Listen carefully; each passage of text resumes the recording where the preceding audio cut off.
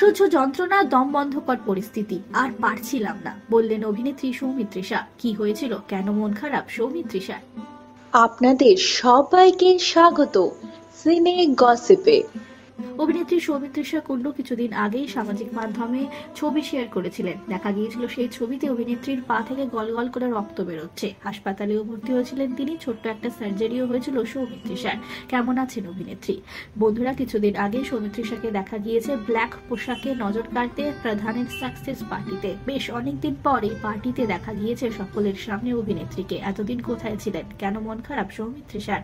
সংবাদ মাধ্যমে অভিনেত্রী জানিয়েছেন আর ভালো লাগছে না, দম বন্ধ হয়ে আসছিল। কেন এরকম বলতে গেলেন অভিনেত্রী? কেন তার ভালো লাগছে না? আসলে তেমন কিছু নয়, কাজের সূত্রে প্রতিটা মুহূর্ত এদিক ওদিক ছোটেন অভিনেত্রী সৌমিত্রিষা। আর তাকে ডাক্তারেরা পরামর্শ দিয়েছিলেন বাড়িতে থাকার। দীর্ঘ 11 দিন ধরে অভিনেত্রী বাড়িতে বন্দী ছিলেন, আর ঠিক সেই কারণেই তার আর ভালো লাগছে না। যন্ত্রণা সহ্য করতে হচ্ছিল অভিনেত্রীকে। দিনে 3টে করে পেইন কিলার খেতে হয়েছে সৌমিত্রিষাকে, তাও সহ্য করতে পারছিলেন না সেই যন্ত্রণা। গত 10 দিন আগেই হঠাৎই বিপত্তি ঘটেছিল। সামাজিক মাধ্যমে পোস্ট করেছিলেন।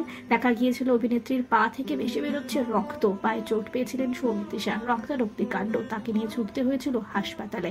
এক সংবাদ মাধ্যমে ফটোশুট করতে 5 তারা হোটেলেই পৌঁছেছিলেন সৌমিত্রিষা। আর সেখানেই ফটোশুটের সময় সিঁড়ি দিয়ে ওঠার সময় চোট পেয়েছেন অভিনেত্রী। চোখ উঠে যায় অভিনেত্রী সৌমিত্রিষার।